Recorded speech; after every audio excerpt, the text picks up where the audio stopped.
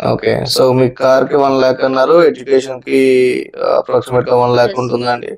Remaining yeah 2,00,000 ఉంటది. అండి? 2 lakhs maybe ఇంట్లో ఎమర్జెన్సీస్ ఏదైనా రావచ్చు. ఏదైనా ఫెస్టివల్స్ అంటే ఏదైనా మా మా మీరు యా లోన్ పెట్టి లోన్ తీసుకొని రెగ్యులర్ ఎక్స్‌పెన్సెస్‌కి చేసుకోకూడదు కదా! అంటే సో మీరు తీసుకున్న పర్సనల్ లోన్‌లో హైయెస్ట్ ఇంట్రెస్ట్ ఏముందండి?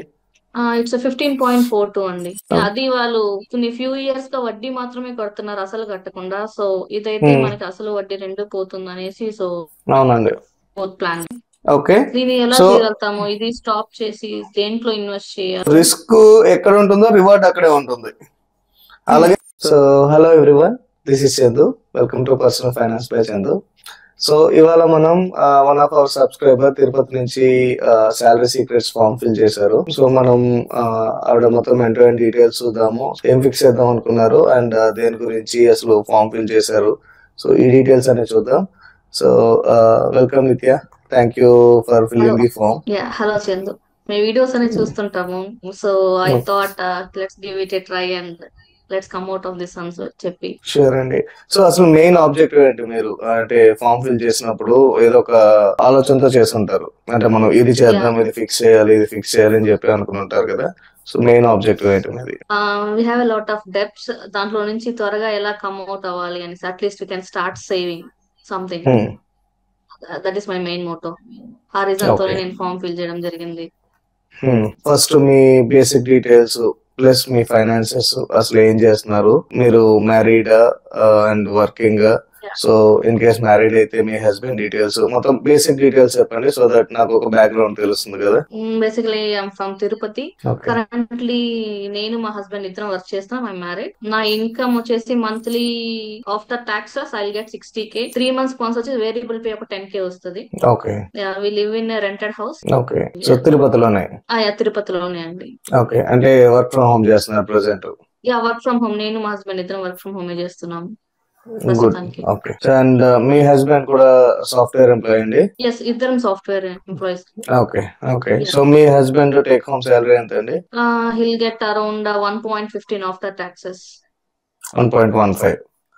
Okay. 1.15 after taxes deduction. So మీరు మంత్లీ స్పెండ్ చేసే ఎక్స్‌పెన్సెస్ సో మీది సెపరేట్‌గా మీ హస్బెండ్‌ది సెపరేట్‌గా చేస్తారా? ఆర్ ఇద్దరివి క్లబ్బింగ్ చేసి సింగిల్ ఎక్స్‌పెన్స్ కింద వెళ్తారా? No, I'll take it as separate. Okay. Separate so గా ముందు ఓకే. అయితే ముందు మీ ఎక్స్‌పెన్సెస్ మొత్తం డీటెయిల్‌గా చూద్దాం.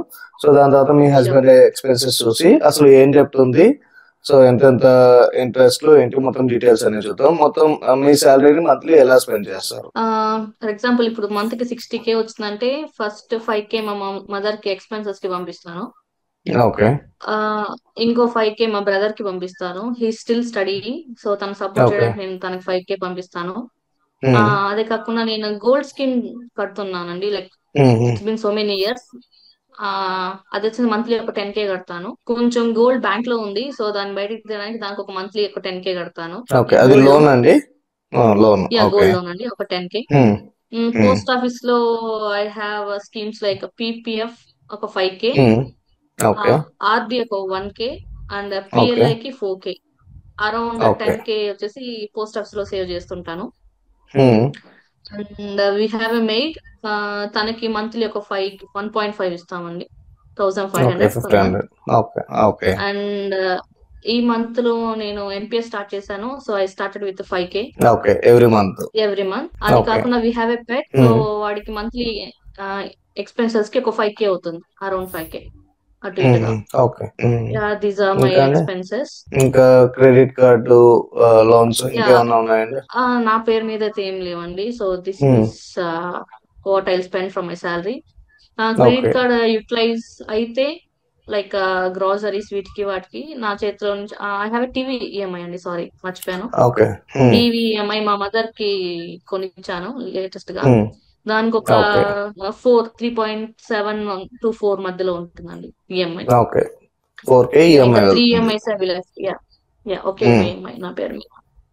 ఓకే. ఓకే. Yeah good. అదొక 4K. అటు ఇటుగా ఒక మేబీ హాస్పిటల్ ఎక్స్పెన్సెస్ మా పెట్ కి బాగాలేకపోతే సో అటు హ్మ్. ఇటుగా నేను ఒక 10K మంత్లీ క్రెడిట్ కార్డ్ కి పే చేస్తాను.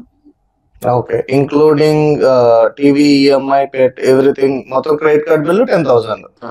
Yeah including 10K. Yes. Okay okay good. So మొత్తం మీ ఎక్స్పెన్సెస్ అన్ని చూస్తే సో గోల్డ్ కూడా నేను ఇన్వెస్ట్మెంట్ కిందే కన్సిడర్ చేస్తాను. ఇదర్ ఎమర్జెన్సీకి అయినా యూస్ చేసుకోవచ్చు అండ్ అప్రిషియేట్ అవుతూ ఉంటుంది. సో మీరు సేవింగ్స్ లో ఎఫ్డి కంటే ఇట్స్ అప్రిషియేటింగ్ ఎసెట్. కాకపోతే not as good as stocks, mutual funds. So దాంతో కంపేర్ చేసుకోకూడదు, కానీ it's appreciating asset. So post office 10K, gold scheme 10K, NPS 5K, total 25,000 మీరు ఎవ్రీ మంత్ ఇన్వెస్ట్ చేస్తున్నారు one or the other form. అంటే 60,000 లో 25K అంటే approximate గా 40% invest చేస్తున్నారండి. ఓకే, రిమైనింగ్ 60% ఎక్స్పెన్సెస్, మీ మదర్ కి, బ్రదర్ కి, maid, credit card and gold loan. So gold loan మీరు తీసుకున్న పర్పస్ ఏంటండి? గోల్డ్ లోన్ వచ్చేసి రీసెంట్ గా మా కార్ యాక్సిడెంట్ అయిందండి తిరుమలలో. సో హెవీ డ్యామేజ్ అయింది. సో దానికి రికవరీకి, ఇట్స్ ఓల్డ్ కార్, 5 years పైన అయింది. సో 50% రికవరీ ఇచ్చారు, మిగతా 1K మా చేతిలో నుంచి పడింది. సో దాని ఎక్స్పెన్సెస్ కి 1 lakh. అదే కాకుండా మా తమ్ముడు చదువుకి సడన్ గా లైక్ మనీ కావాల్సి వస్తే, సో దానికి నేను సపోర్ట్ చేస్తుంటాను. గోల్డ్ లోన్, అదే గోల్డే మళ్ళీ పెట్టి వాడికి ఎమర్జెన్సీ ఫండ్ కావాలంటే అప్పుడు ఇస్తూ ఉంటాను. ఓకే, సో గోల్డ్ లోన్ ఎంత అమౌంట్ తీసుకున్నారండి? అప్పుడప్పుడు తీసుకున్నట్టున్నాయి, సడన్ గా ఒకేసారి బల్క్ అమౌంట్ తీసుకోలేదు. ఓకే, అరౌండ్ 4 lakhs వరకు ఉంటుందండి. Okay, so 4 lakhs gold loan కి మీరు 10,000 ఎవ్రీ మంత్ పే చేస్తున్నారు. Every month interest plus principal కూడా కలిపి పే చేస్తున్నారు. రెండు కలిపి. ఓకే, సో మీ కార్ కి 1 lakh అన్నారు, ఎడ్యుకేషన్ కి అప్రాక్సిమేట్ గా 1 lakh ఉంటుందండి. రిమైనింగ్ 2 lakhs అండి? 2 lakhs మేబీ ఇంట్లో ఎమర్జెన్సీస్ ఏదైనా రావచ్చు, ఏదైనా ఫెస్టివల్స్. అంటే మీరు లోన్ పెట్టి లోన్ తీసుకుని రెగ్యులర్ ఎక్స్పెన్సెస్ కి చేసుకోకూడదు కదా, అంటే ఇన్ కేస్ ఎమర్జెన్సీ అయితే ఓకే. ఎక్స్పెన్సెస్ కి చేసుకోను. Like my mother in law is heart patient, తనని సడన్ గా హాస్పిటల్ కి అడ్మిట్ చేయాల్సి వచ్చింది. సో రా క్యాష్ లేదు, so I use it as an emergency fund. ఇలాంటి వాటికి మాత్రమే యూజ్ చేస్తాను. ఓకే, సో మీరు గోల్డ్ ని కొలాటరల్ కింద ఎమర్జెన్సీ కింద ఉంచుకున్నారు, బట్ మీకు మెడికల్ ఎక్స్పెన్సెస్ గానీ ఇలా ఎమర్జెన్సీ సిచ్యువేషన్స్ కోసమే ఎమర్జెన్సీ ఫండ్ అండి. సో నన్ను అడిగితే మీరు ఎమర్జెన్సీ ఫండ్ ప్రెసెంట్ ఇప్పుడు ఏమైనా బిల్ చేశారా? ఎందుకంటే దాని నీడ్ ఏంటో తెలిసింది కదా మీకు. అట్లీస్ట్ ఒక 1 lakh 2 lakhs ఇంతవరకు ఎమర్జెన్సీ ఫండ్ క్రియేట్ చేయలేదండి. నాకు లైక్ ఇన్సూరెన్స్ ఉంది, మా హస్బెండ్ కి ఉంది, మా మదర్ ఇన్ లా కి, మా ఫాదర్ ఇన్ లా కి, అందరికి ఉంది. సో ఇంతవరకు నేను చేయలేదు. అంటే హాస్పిటల్ లో ఖర్చు అయ్యి ఇంకా ఏదన్నా లైక్ సర్జరీస్ ఇలాంటివి ఏదైనా జరిగితే అడిషనల్ గా మన చేతిలో పడితే అప్పుడు మేము అలా వాడుతున్నాము. సో మిగతా బిల్స్ లోనే కవర్ చేస్తున్నాం. ఓకే, మాక్సిమం ఇన్సూరెన్స్ లోనే వెళ్తున్నారు. మీ మదర్ ఇన్ లా పేషెంట్ అన్నారు కదా, ఆల్రెడీ హెల్త్ ఇన్సూరెన్స్ ఉందా? హెల్త్ అంటే వాళ్ళకి టీటీడీ ఎంప్లాయీస్ అండి, they have health insurance by default ఉంటది వాళ్ళకి. ఓకే, బట్ మేబీ రీఎంబర్స్మెంట్ చేసుకోవాలి అంటే మీరు అప్పటికప్పుడు క్యాష్ కావాల్సిన దానికోసం తీసుకున్నారు. Okay okay, so going forward మీరు అంటే ఇలాంటి ఎమర్జెన్సీస్ కోసం minimum 1 lakh to 2 lakh, so మీ మంత్లీ ఎక్స్పెన్సెస్ ని బట్టి in case of job risk or health emergency, present మీకు 2 lakhs ఎంతో ఖర్చు పెట్టారన్నారు. సో ఇలాంటి కంటింజెన్సీస్ కోసం ఒక ఎమర్జెన్సీ ఫండ్ మెయింటైన్ చేయండి. ఎవ్రీ మంత్ ఒక 10,000. సో ప్రెసెంట్ మీరు చేస్తున్న గోల్డ్ స్కీమ్ కంప్లీట్ అయిపోయినా ఆర్ మీకు ఆర్డీ ఉంది పోస్ట్ ఆఫీస్ లో, సో అది మీరు విత్డ్రా చేయగలిగితే అయినా అది 1K. అది 4 years కంప్లీట్ అయిపోయిందండి, ఇంకా we are just waiting for that 1 more year to go. దాని తర్వాత I will stop that RD. Okay, so in case మీ ఎక్స్పెన్సెస్ లో ఏమంతైనా పెట్టే ఎక్స్పెన్సెస్ తక్కువ అయ్యి స్లోగా కొద్దిగా సేవ్ చేసుకుంటూ ఒక మంత్ 5K, ఒక మంత్ 10K, ఎందుకంటే సేమ్ ఫిక్స్డ్ ఇవి ఉండవు, ఎక్స్పెన్సెస్ కొద్దిగా వ్యారీ అవుతుంటాయి కదా. సో ఆ అమౌంట్ తీసుకుని మీ ఏదో సేవింగ్స్ అకౌంట్ లో కానీ లేదు అంటే ఒక ఎఫ్డి రికరింగ్ డిపాజిట్ మీ సేవింగ్స్ అకౌంట్ లో, అది కూడా ఫ్లెక్సీ క్యాన్సిలేషన్ ఉండాలి. ఎందుకంటే ఎప్పుడు కావాలంటే అప్పుడు ఇమీడియట్ గా క్యాన్సిల్ చేసుకునే ఉండేలాగా చూసుకుని ఒక ఎమర్జెన్సీ ఫండ్ మెయింటైన్ చేయండి, మినిమం 2 lakhs. ఓకే, సో ఎందుకంటే మీకు అది ఎమర్జెన్సీ టైంలో యూజ్ అవుతుంది. సో అది మళ్ళీ రెగ్యులర్ ఎక్స్పెన్సెస్ కి వీటికి వాడకూడదు, only for medical emergency or in case of any job emergency, అలాంటి సిచ్యువేషన్స్ లో వాడడం కోసం మెయింటైన్ చేయండి. ఓకే, అండ్ మీకు టర్మ్ ఇన్సూరెన్స్ ఉందా? లేదండి, లైఫ్ ఇన్సూరెన్స్. ఆఫీస్ లో ఇచ్చే వాళ్ళదే ఉంది, మా కంపెనీ ప్రొవైడ్ చేస్తారు, సో అదే యూజ్ చేస్తున్నాం. సో దాంట్లో మెడికల్ బిల్స్ అన్ని కవర్ అవుతాయి. సో మీకు లైఫ్ ఇన్సూరెన్స్ తెలుసు కదండి, అంటే మనకి హెల్త్ ఇన్సూరెన్స్ ఏదైనా మెడికల్ ఎమర్జెన్సీ వచ్చినప్పుడు సో వాటి కోసం మెడికల్ రిలేటెడ్ క్లెయిమ్స్ కోసం హెల్త్ ఇన్సూరెన్స్.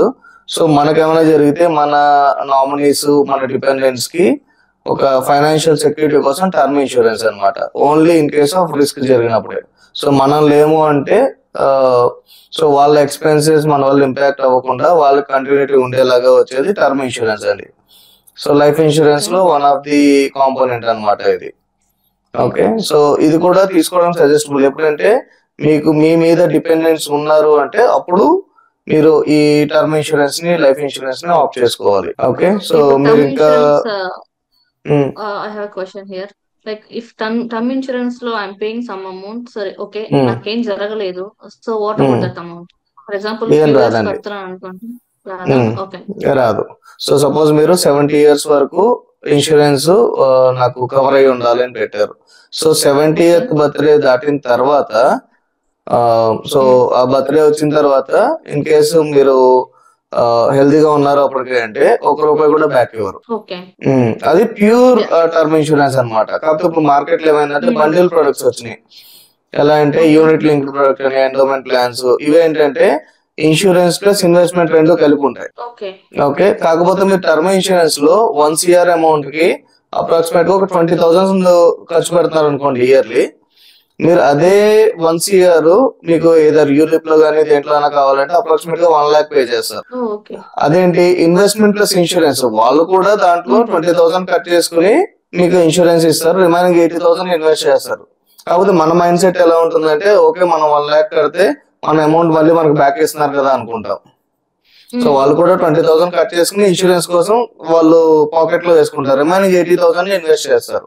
కాకపోతే బండిల్ ప్రొడక్ట్స్ లో ఎక్స్పెన్సెస్ చాలా ఎక్కువ ఉంటాయి. ఫండ్ అలొకేషన్ ఛార్జెస్ అని, యూనిట్ రిడెంప్షన్ ఛార్జెస్ అని, యూనిట్ అలొకేషన్ ఛార్జెస్, ఇలాగా చాలా ఛార్జెస్ ఉంటాయండి. సో దానికంటే ఇన్ కేస్ ఎవరైనా తీసుకోవాలి అనుకుంటే ప్యూర్ టర్మ్ ఇన్సూరెన్స్ తీసుకుని అడిషనల్ అమౌంట్ మ్యూచువల్ ఫండ్స్ లో ఇన్వెస్ట్ చేయండి. అప్పుడు ఏమవుతుంది, ఒక పక్కనే మీరు కట్టిన అమౌంట్ బ్యాక్ రాదు. సో అది మనం ఇన్సూరెన్స్ అంటే ప్యూర్ ఇన్సూరెన్స్ లో చూడాలి. సో రిమైనింగ్ అమౌంట్ మీరు ఇన్వెస్ట్ చేసిన అమౌంట్ ఉంది కదా, అది వెల్త్ జనరేట్ చేస్తుంది. సేమ్ ఆ యూనిట్ లింక్ యూనిట్ పాలసీస్ ఏం చేస్తున్నాయో సేమ్ అదే మీరు కూడా చేస్తున్నారు, కాబట్టి మీరు ఓన్ గా ఇన్వెస్ట్ చేస్తున్నారు అన్నమాట.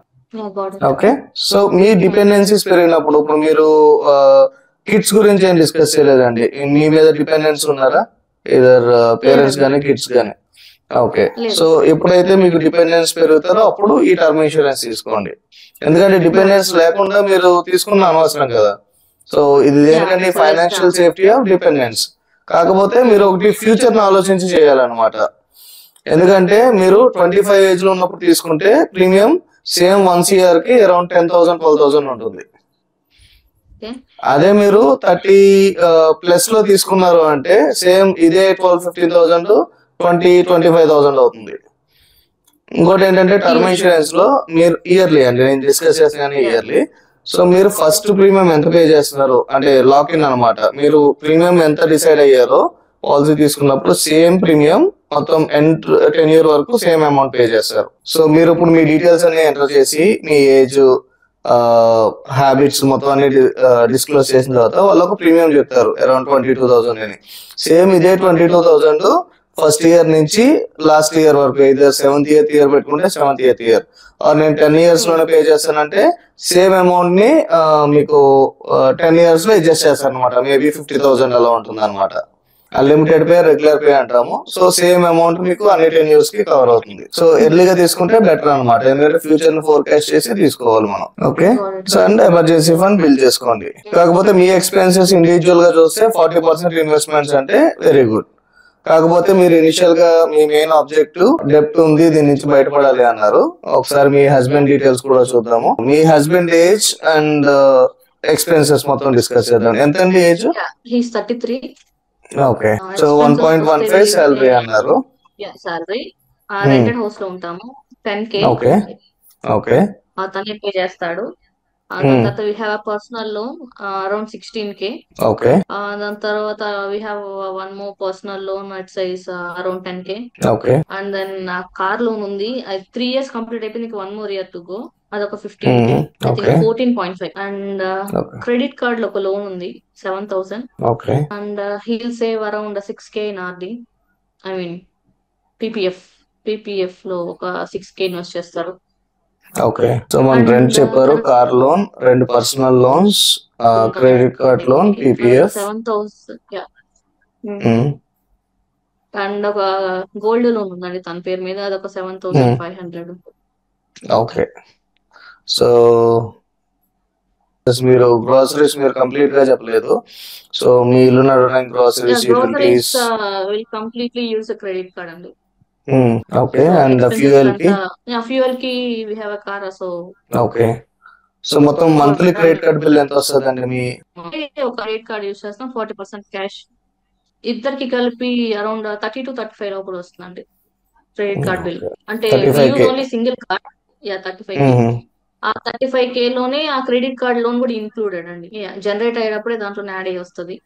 So okay. ఇంకా కొద్దిగా బ్యాలెన్స్ మిగిలాలండి అయితే మంత్ ఎండ్కి. 35K క్రెడిట్ కార్డ్ బిల్ అయితే ఒకసారి డీటెయిల్స్ మొత్తం చూద్దాం. Yeah okay. సో ఇప్పుడు మొత్తం మీ హస్బెండ్ ఎక్స్పెన్సెస్ వస్తే 98,000 ఎక్స్పెన్సెస్ కనపడినాయండి. అంటే బ్యాలెన్స్ ఇంకొక 17,000 మిగిలాలి. సో మంత్ ఎండ్ కి బ్యాలెన్స్ మిగులుస్తున్నారా సేవింగ్స్ అకౌంట్ లో? లేదండి, బైక్ లోన్ ఓకే. అదొక 5K వెళ్తుంది మంత్లీ. ఓకే. రిమైనింగ్ అమౌంట్ కూడా మిస్లీనియస్ లో వెళ్ళిపోతుందా ఏదో ఒక ఎక్స్పెన్సెస్ లో, ఆర్ ఏదో మీరు ఏమైనా సేవ్ చేస్తున్నారా? Okay. So my Moto is, అంటే ఒక పీపీఎఫ్ ఒకటి కనిపించింది 6,000, ఇది కాకుండా వేరే 6K తప్ప ఇంకేం లేవు. ఓకే. సో అంటే పర్సనల్ అయితే అక్కర్లేదు, బట్ ఈ పర్సనల్ లోన్స్ ఉన్నాయి కదా, సో రెండు personal loans, gold loan, credit card loan, ఈ లోన్స్ అన్ని దేని గురించి తీసుకున్నారండి? యాక్చువల్ గా ఈ లోన్స్ అన్ని పెళ్లికి ముందే ఉన్నాయండి, లైక్ బయట ఉన్నాయి వీళ్ళకి చాలా డెబ్ట్స్. సో అవి ఇంట్రెస్ట్ రేట్ 3 రూపీస్ 5 రూపీస్ వరకు ఉన్నాయి. సో ఆఫ్టర్ మ్యారేజ్ వచ్చేసి వాళ్ళు ఇంకా వడ్డీలు కడుతూనే ఉన్నారు. I think something is wrong అని చెప్పి, సో గోల్డ్ అంతా తీసి బ్యాంక్ లో పెట్టి ఫస్ట్ వాళ్ళు క్లియర్ చేయించానండి. సో మళ్ళీ పర్సనల్ లోన్స్ తీసుకుని గోల్డ్ వేటిపించారు మా హస్బెండ్. ఓకే. అందుకే సో సో 5 రూపీస్ అంటే అప్రాక్సిమేట్ గా 60% ఇంట్రెస్ట్ అండి ఇయర్ కి. సో మీరు తీసుకున్న పర్సనల్ లోన్ లో హైయెస్ట్ ఇంట్రెస్ట్ ఏముందండి? ఇట్స్ 15.42 అండి. So 15.5% highest. Okay. Personal loan 10.75 తీసుకున్నాము. ఓకే. గుడ్. కంపేర్ టు మనం 40%, 50%, 60% కంటే మీరు బ్యాంక్ దగ్గర 15% అయినా సరే రీజనబుల్. అది వాళ్ళు కొన్ని ఫ్యూ ఇయర్స్ గా వడ్డీ మాత్రమే కడుతున్నారు, అసలు కట్టకుండా. సో ఇదైతే మనకి అసలు వడ్డీ రెండు పోతుంది అనేసి, సో అవునండి ప్లాన్. అసలు వడ్డీ వెళ్ళినా వెళ్ళకపోయినా సరే, సో 60% ఇంట్రెస్ట్ అంటే కడుతుంది మొత్తం, అసలులోకి వెళ్ళదండి.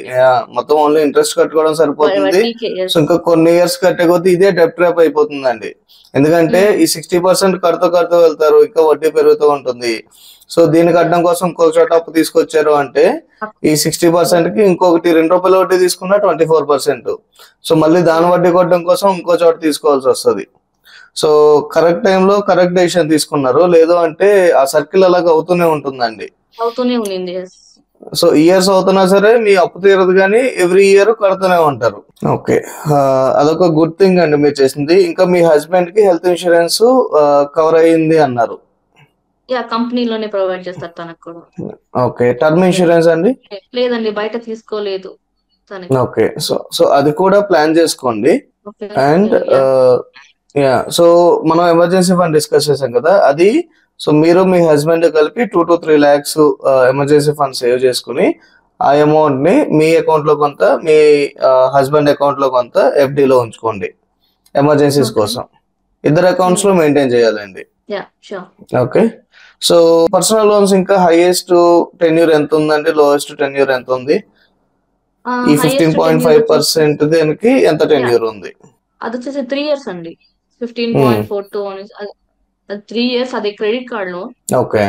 అది 8 months క్లియర్ అయింది, ఇంకా 28 months we have to pay. Okay. And 15K కడుతున్న పర్సనల్ లోన్ కి అయితే 1 year కంప్లీట్ అయింటుంది, remaining 4 years we need to pay. Another okay అండి. పర్సనల్ లోన్ అది కూడా 5 years అండి, అది మేబీ 6 months కంప్లీట్ అయింటుంది అంతే. ఓకే. సో ఇవన్నీ రీసెంట్ గా తీసుకున్న యాక్షన్స్. Yeah, okay. రీసెంట్ గా సో తీసుకున్నాను. మీరు లోన్స్ ఎర్లీగా క్లోజ్ చేయాలి ఇవన్నీ అంటే, సో ప్రెసెంట్ పీపీఎఫ్ 6,000 కడుతున్నారు, ఓన్లీ 6,000 ఉంది మొత్తం ఎక్స్పెన్సెస్ లో. సో నన్ను అడిగితే మీ క్రెడిట్ కార్డ్ ఎక్స్పెన్సెస్ అరౌండ్ 35,000 అన్నారు. సో దాంట్లో లోన్ తీసినా సరే 30,000 ఉంది. సో మీరు దాన్ని ఎక్కడ కంట్రోల్ చేసుకోవాలో చూసుకోండి. ఎందుకంటే ఇప్పుడు మనం లోన్స్ క్లోజ్ చేయాలన్నా దేనికైనా సరే మనకు కావాల్సింది డబ్బు. సో అది కావాలి అంటే అయితే ఇన్కమ్ పెంచాలి, లేదు అంటే ఎక్స్పెన్సెస్ తగ్గించాలి. సో ప్రెసెంట్ మీ ఎక్స్పీరియన్స్ ని బట్టి సో మీరు కరెక్ట్ పేలో ఉన్నారా లేదా కంఫర్ట్ గురించి అండర్ పేలో ఉన్నారా చూసుకోండి, అది సెల్ఫ్ అసెస్ చేసుకోండి. ఓకే. సో చేసుకుని ఇన్ కేస్ మీరు కంపెనీ స్విచ్ అవడం safe, comfortable, willing to change అనుకుంటే సో మీరు కంపెనీ స్విచ్ అయ్యి ఈ 60,000 మీ సిచ్యువేషన్స్ బట్టి మార్కెట్ కండిషన్స్ బట్టి ఒక 50% ఇంక్రిమెంట్ వచ్చినా సరే అప్రాక్సిమేట్ గా 90,000 అలా పెరుగుతుంది.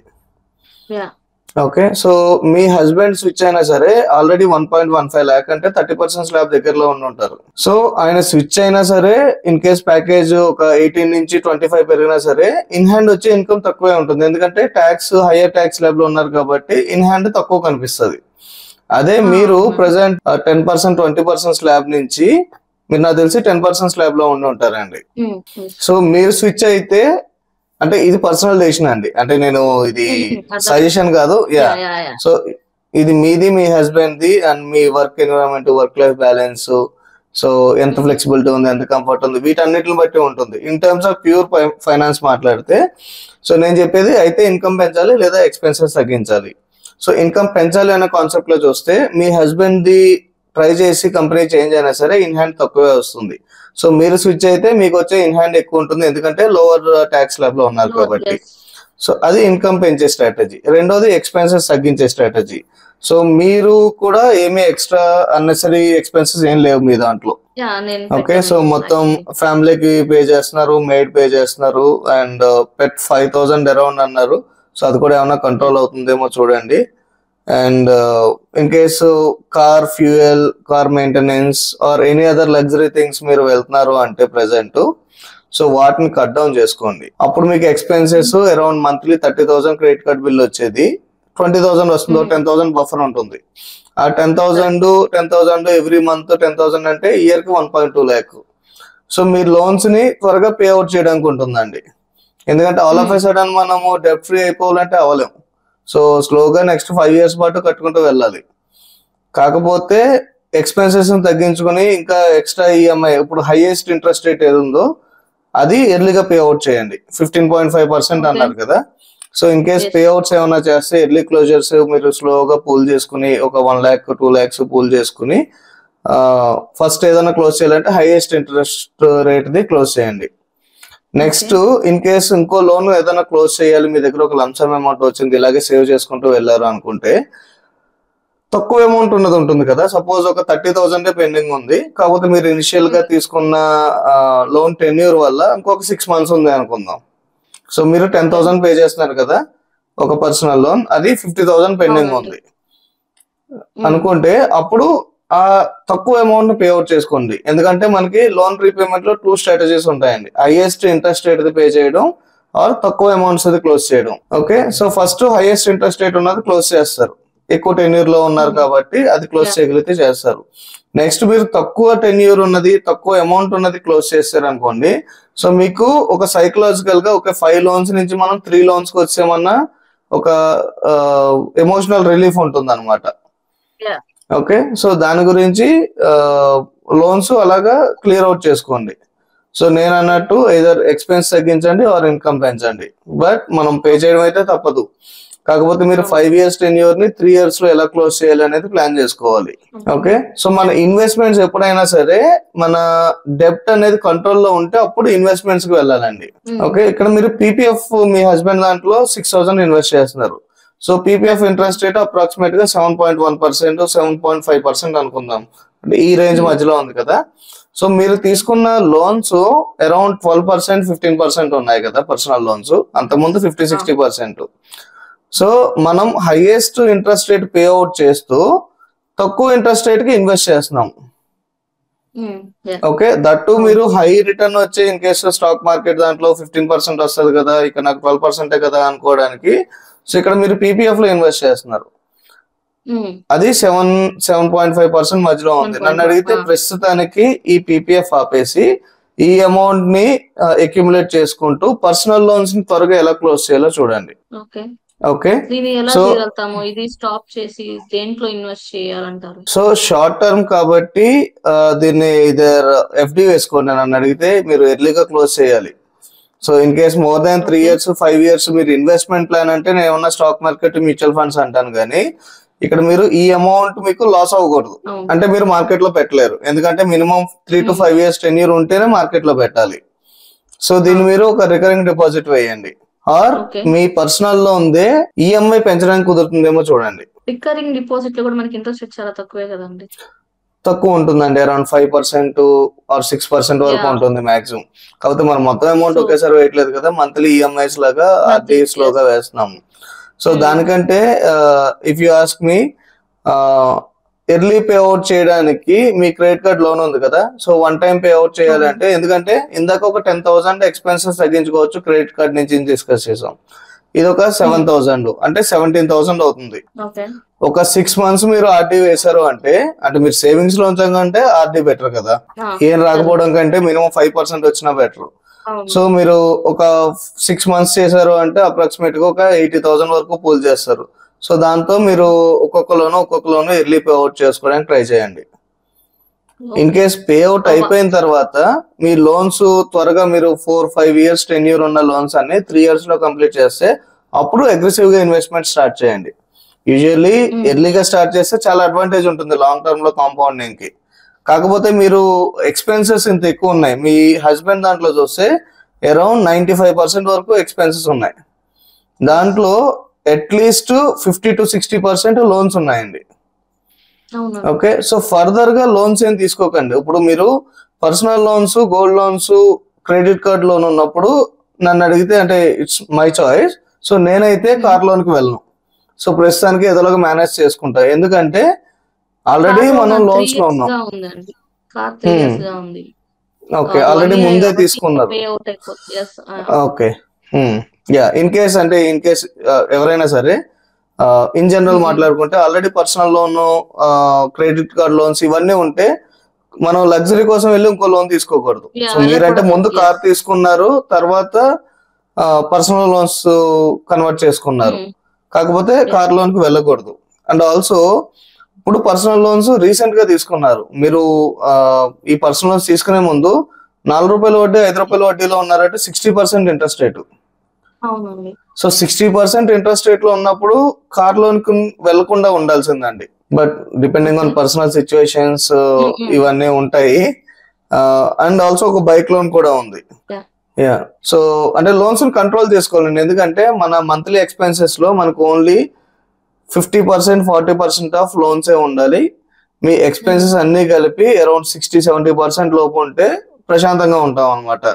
మన లోన్స్ 70-80% ఉండి ఎక్స్పెన్సెస్ రిమైనింగ్ 20% 100% లో ఉంటే, సపోజ్ ఈ లోన్స్ కాబట్టి ఓకే అండి. సో అదే ఏ home loan floating interest rate ఉన్నాయనుకోండి, సో వాళ్ళు 2 years బ్యాక్ హోమ్ లోన్ తీసుకుంటే 6.6% ఉంది. సో ప్రెసెంట్ ఇంట్రెస్ట్ రేట్ 9% ఉంది. సో మీకు ఇంట్రెస్ట్ రేట్ పెరిగే కొద్దీ ఈఎంఐ పెరుగుతుంది. అయితే టెన్యూర్ పెరగాలి, లేదంటే ఈఎంఐ పెరగాలి. సో టెన్యూర్ పెంచొద్దన్నారు మీరు, ఈఎంఐ పెరుగుతుంది. సో అప్పుడు మీరు 80,000 కట్టే లోను 95,000 అవుతుంది. సో దాన్ని అకామిడేట్ చేయడానికి మీకు గ్యాప్ ఉండాలి కదా. అండ్ ఆల్సో మీరు ఎర్లీ ఏజ్ నుంచే ఇన్వెస్ట్మెంట్ స్టార్ట్ చేస్తే మీకు లాంగ్ టర్మ్ లో కాంపౌండింగ్ అవుతుందండి. సో మీకు ఆ ఎఫెక్ట్ రావాలి అన్నా సరే మీరు ఎర్లీగా స్టార్ట్ చేయాలి. కాబట్టి మీరు ఇన్ని లోన్స్ ఉన్నప్పుడు మీరు ఇన్వెస్ట్మెంట్స్ దట్టు తక్కువ ఇంట్రెస్ట్ రేట్ వస్తున్న ఇన్వెస్ట్మెంట్ కి వెళ్ళడం నాట్ అడ్వైజబుల్ అండి. నేనైతే అలా చేయను. సో ఈ పీపీఎఫ్ ని ప్రెజెంట్ ఆపి ఎక్స్పెన్సెస్ తగ్గించి ఎర్లీగా లోన్స్ అన్ని రీపే చేస్తాయండి. అండ్ మీరు ఇన్ కేస్ పీపీఎఫ్ డిస్కంటిన్యూ అవ్వకూడదు అనుకుంటే సో ఇయర్లీ 500 మినిమం ఉంటుంది. అమౌంట్ పే చేస్తే పీపీఎఫ్ అనేది కంటిన్యూ అవుతుంది. కాకపోతే ఆ ఇయర్ చేసే మీరు ఇన్వెస్ట్మెంట్స్ అనేది అప్ టు మ్యాక్స్ 1.5 lakh వరకు ఇన్వెస్ట్ చేస్తారు కదా. కాకపోతే ఈ ఇయర్ మీరు 1.5 lakh కాకుండా ఓన్లీ 500 ఇన్వెస్ట్ చేస్తారు. సో నెక్స్ట్ ఇయర్ నుంచి కంటిన్యూ చేసుకోండి. ఓకే, అండ్ మీరు ఎన్పిఎస్ స్టార్ట్ చేశారు, which is good thing. So మీకు లాక్ ఇన్ ఉంటుంది, లాంగ్ టర్మ్ వ్యూ ఉన్నప్పుడు ఎన్పిఎస్ కి వెళ్తారు. అండ్ మీ దాంట్లో కూడా పోస్ట్ ఆఫీస్ లో 5,000 చేస్తున్నారు. సో నన్ను అడిగితే మీరు ఇన్కమ్ సెపరేట్ గా మీరు ఖర్చు పెడుతున్నా సరే, సో టుగెదర్ మీ ఇద్దరు కలిపి ఒక టీం. సో మీ దాంట్లో కూడా నన్ను అడిగితే నేనైతే పీపీఎఫ్ స్టాప్ చేసి దాన్ని కూడా లోన్ రీపేమెంట్ ఎలా క్లోజ్ చేయాలి ఎర్లీగా అనేది ఆలోచిస్తానండి. ఎందుకంటే ఒకసారి మీరు డెప్ట్ ఫ్రీ అయ్యారంటే సో ఇప్పుడు మీరు కడుతున్న ఎక్స్పెన్సెస్ అన్ని ఉన్నాయి కదా, సో అదే అమౌంట్స్ మీరు ఇన్వెస్ట్ చేసుకుంటూ స్టార్ట్ చేస్తే మీకు లాంగ్ టర్మ్ లో వెల్త్ క్రియేట్ అవుతుంది.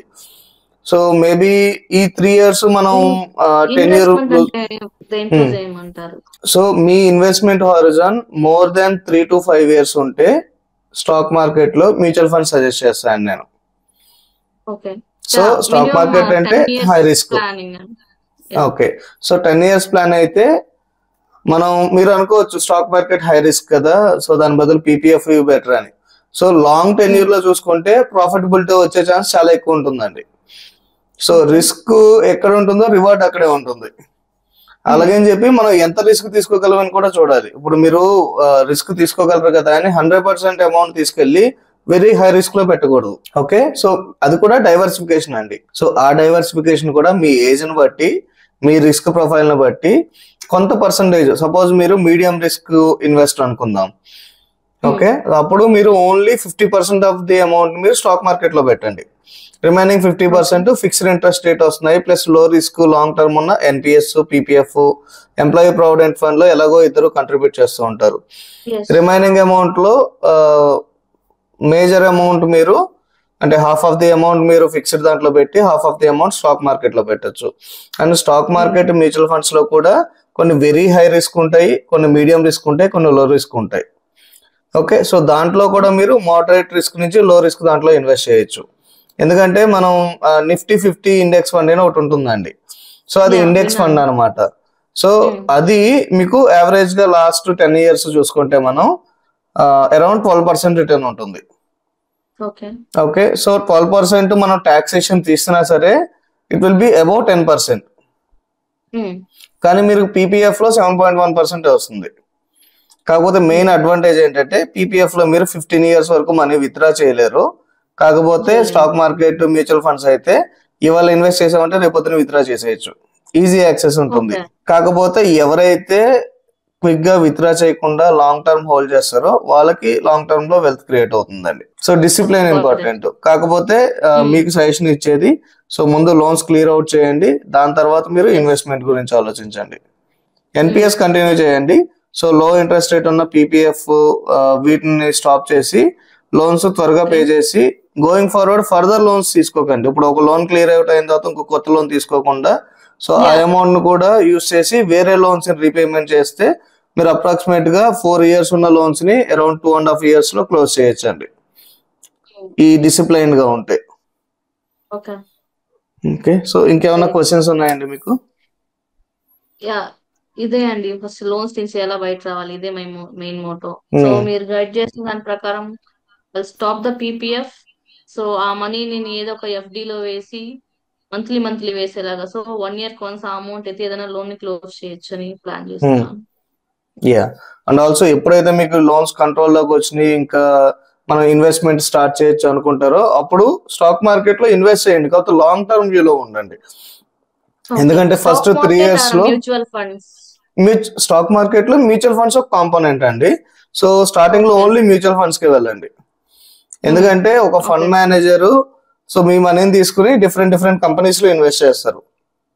అదే మీరు ఓన్ గా స్టాక్స్ లో పెడుతున్నారు అంటే స్టాక్ గురించి చాలా స్టడీ చేయాలి. కొన్ని 100 pages యాన్యువల్ రివ్యూస్ ఉంటాయి, డీటెయిల్ రిపోర్టింగ్ ఉంటుంది. సో మనం ఒక కంపెనీ సెలెక్ట్ చేసి దాంట్లో 100% కన్సిస్టెన్సీగా అది ప్రాఫిట్ వస్తుంది అని చెప్పలేం. అదే ఒక ఫండ్ మేనేజర్ ఒక మ్యూచువల్ ఫండ్ లో ఇన్వెస్ట్ చేస్తే అతను ఒక 50-60 కంపెనీస్ లో మొత్తం అన్నిటిని డివైడ్ చేస్తూ ఉంటాడు. కాకపోతే ఖచ్చితంగా ప్రాఫిట్ లోనే ఉంటుందా అంటే ఫస్ట్ 3 years లో గ్రీన్ లో ఉండడం కష్టం అండి. ఎందుకంటే మీరు ఇన్వెస్ట్ చేసిన దగ్గర నుంచి మార్కెట్ ఫాలో అయింది అంటే అన్ని కంపెనీస్ ఫాలో అవుతాయండి, 50 కంపెనీస్ ఫాలో అవుతాయి. సో రెడ్ లో ఓకే. ఉంటుంది, కాకపోతే రెడ్ లో ఉన్నా సరే యాడ్ చేసుకుంటూ వెళ్ళాలి. సో మోర్ దాన్ 3 years అయినా సరే మీకు ఇంకా ప్రాఫిట్ లో రాలేదు అంటే అంటే మనం ఫండ్ పర్ఫార్మెన్స్ ని కూడా చూసుకుంటూ ఉండాలి. సో మార్కెట్ బాగా పైకి వెళ్తుంది కానీ మీ మ్యూచువల్ ఫండ్ ఒకటి డౌన్ కి వెళ్తుంది అనుకోండి, ఆ ఫండ్ సరిగ్గా చేయనట్టు. మనకి ఓకే. మార్కెట్ లో అరౌండ్ 1000 to 2000 మ్యూచువల్ ఫండ్స్ ఉన్నాయి. దాంట్లో మనం సెలెక్ట్ చేసుకునేది ఒక 5-6 మ్యూచువల్ ఫండ్స్. సో మంచి మ్యూచువల్ ఫండ్స్ సెలెక్ట్ చేసుకుని ఒక హై రిస్క్, ఒక మీడియం రిస్క్, లో రిస్క్ అలాగా ఒక 5-6 ఫండ్స్ ని సెలెక్ట్ చేసుకుని లాంగ్ టర్మ్ ఇన్వెస్ట్ చేస్తే డెఫినెట్ గా వెల్త్ క్రియేట్ అవుతుందండి. ఓకే. Okay, yeah. సో మీరు ఒకసారి ఈ లోన్స్ అన్ని కంట్రోల్లోకి వచ్చిన తర్వాత మళ్ళీ ఒకసారి కనెక్ట్ అయ్యి Sure, మీ definitely. ఇన్వెస్ట్మెంట్స్ ఎలా చేయాలి, సో దేంట్లో ఇన్వెస్ట్ చేయాలి, సో మీ రిస్క్ ప్రొఫైల్ ని బట్టి సో ఏ ఫండ్స్ లో పెట్టాలి అనేది డిస్కస్ చేద్దాం. యా. ఓకే, సో మీకు ఈ సెషన్ నుంచి కీ టేక్అవేస్ వచ్చి ఏదో ఇన్కమ్ పెంచడం, ఎక్స్పెన్సెస్ తగ్గించి లోన్స్ ని త్వరగా రీపే చేయడం. సో ఇది మన ప్రైమరీ గోల్ అండి. అండ్ నెక్స్ట్ మనం ఇన్వెస్ట్మెంట్స్ గురించి డిస్కస్ చేద్దాం. Yeah, definitely Chandu. Yeah. Okay అండి, ఇంకేమన్నా క్వశ్చన్స్ ఉన్నాయా? లేదు Chandu, I'm clear now. So I'll start okay my PPF and I'll start investing in any RD and I'll okay close my husband's loan soon. Yeah. Okay, so అంటే ఇది నా personal opinion చెప్పాను. So మీరు కూడా ఒకసారి మీ husband తో కలిసి and also ఒక డిస్కస్ చేసి ఒకసారి ప్రోస్ అండ్ కాన్స్ చూసుకుని ఏది ఎలా చేస్తే బెటర్, ఇదే 15 years ఇదే అమౌంట్ మనం ఇన్వెస్ట్ చేస్తే ఎంత వెల్త్ క్రియేట్ అవుతుంది, సో మనం ఎర్లీగా పే అవుట్ చేసి నెక్స్ట్ 2.5 years లో చేస్తే మనం ఈ అమౌంట్ ను కూడా ఇన్వెస్ట్ చేస్తే అప్పుడు ఎంత వెల్త్ క్రియేట్ అవుతుంది, ఇవన్నీ క్యాల్కులేట్ చేయండి. క్యాల్కులేట్ చేసి అప్పుడు ఒక డెసిషన్ తీసుకోండి. ఓకే, యాజ్ అన్ ఐడియా చెప్పాను అనమాట. కాకపోతే మనం యాజ్ ఇట్ ఈస్ చెప్పినట్టు ఇమీడియట్ గా క్లోజ్ చేయడం కాకుండా ఈ క్యాల్కులేషన్ చేసుకుని అప్పుడు డెసిషన్ తీసుకోండి. Okay, sure Chandu. Yeah. All right, yeah, thank you Nitya, thank you so much for participating.